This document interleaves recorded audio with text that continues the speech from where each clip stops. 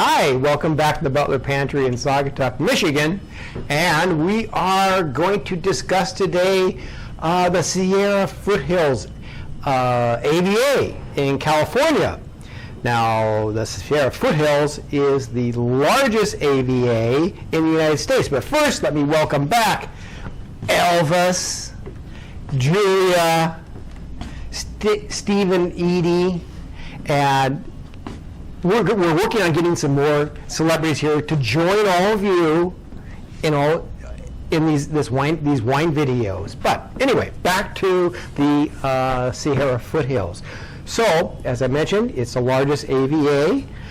It started from the gold rush, and with the gold rush, they had a lot of miners come in, and they were thirsty. And wineries sprouted up when they were there. And those wineries were started by immigrants.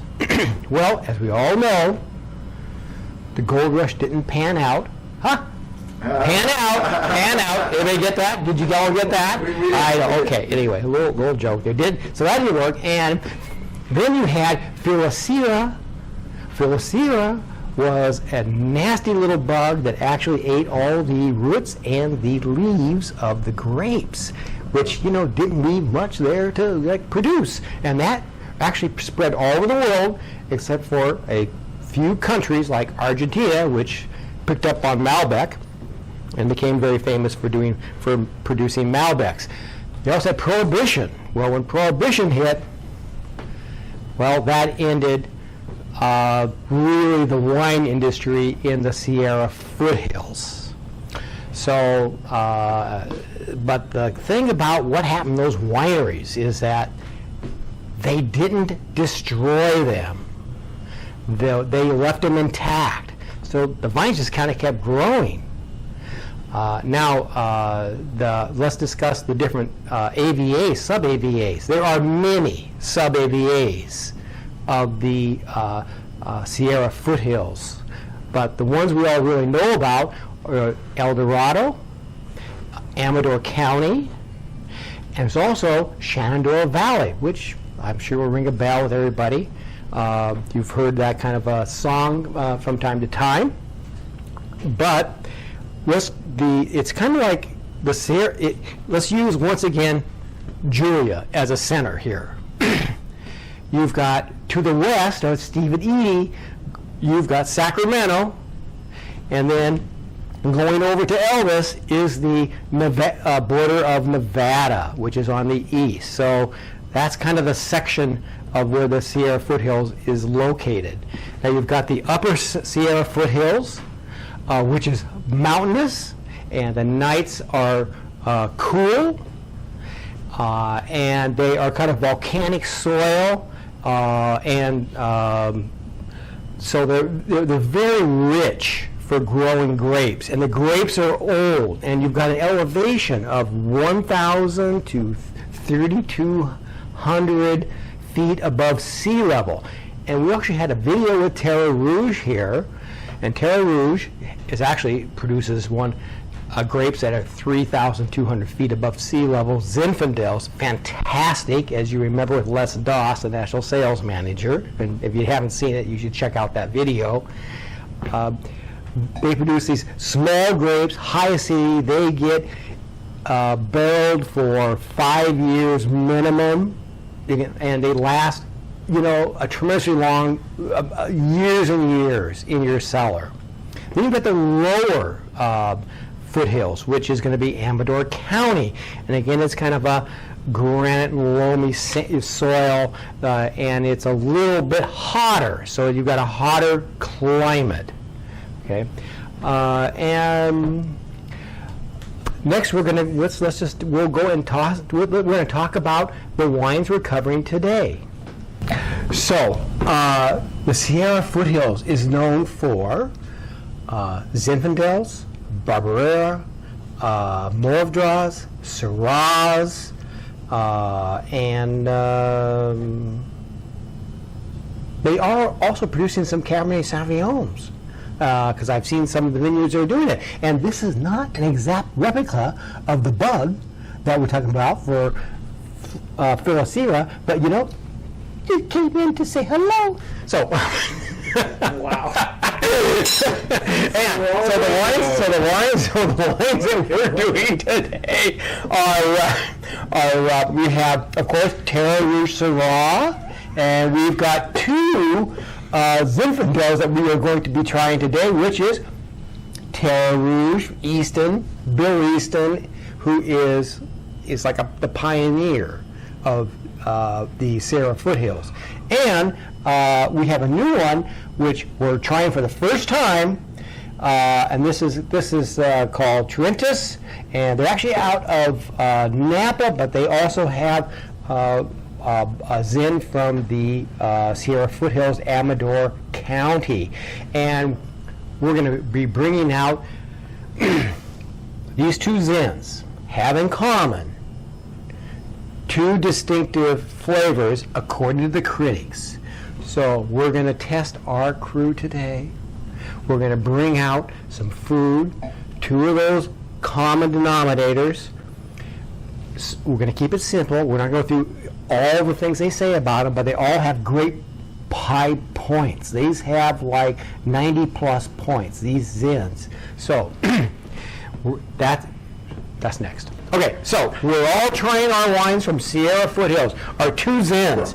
We all agree on raspberry, we agree on strawberry. So that's very good. That is a feather in the cap for the wine critics. And we also really liked raspberry honey mustard sold at the Butler Pantry. As you can see, they eat a lot. And it's everywhere. And it is like they've devoured this plate of food. So I'm going to say something. I've been here for every shoot. This combination, I'm coming back for more. Okay. That's a perfect combo. So this was brie, and it was pancetta with our little bruschetta from the Butler Pantry, and we also had some other nice cut of meats. And definitely kind of liberal with the mustard there. The liberal mustard. Mustard's I've great. never had a wine that works that well with that combination. There you go. Oh, Zinfandels. It was like they were all. I tell you, once you start drinking Zinfandels and you find your balance, it is like the jammy or the more dry, but you have to try them to find out what you like. Once you try them, you will love to sit out on your deck or boat and have your appetizers with Zins. So try your Zins. Of course, you wouldn't drink on the boat. The driver wouldn't drink on the boat. Well, we have a designated driver, so that's right. The guy who's driving the boat doesn't drink. The guy who takes us all home doesn't drink. Anyway, remember, don't drink and drive. So let me tell you. Let me say first, right now, the wine is the snob.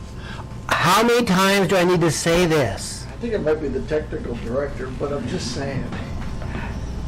And continuing, good wine takes time to open. Even a white wine, you might find that it may take 15 minutes to actually kind of like get a little warmer from the refrigerator you've been keeping it comfortable in to really bring out its full potential. And Butler Pantry. You've heard farm to table, we're cellar to table. Go down there, you get your wine in that cellar, you come up here, it's on your table. Wow. Our wines, we have great wines. Every wine here isn't bought by some purchasing manager looking at the price. We try every single wine, we like it, and we say we want it, and we actually really love finding great wines that are value. I'm going to say these are the best wines. Not even great, they're the best. Value.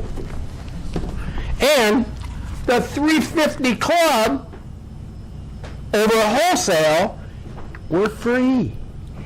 That's it. There's no membership fee. cash, check, credit card, you're over 21, you are a member. And except for allocated wines, but even the allocated wines in small lots I have down here that I want to make sure our members don't miss out on, are still going to be considerably 25% less you're going to pay in a fine wine store. So, every Saturday, 1 to 3, we have a tasting. I'm here on noon to 4 on Saturdays. Come see us. And you're Craig the wine guy? I am, and I actually have. Look at this. Look. Look at this. Look at this. After a year, I actually have a name tag. Greg Shaw.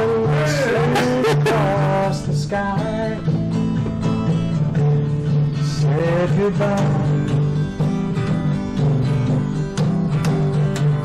He wasn't just a sommelier, working on the wines he planned to try.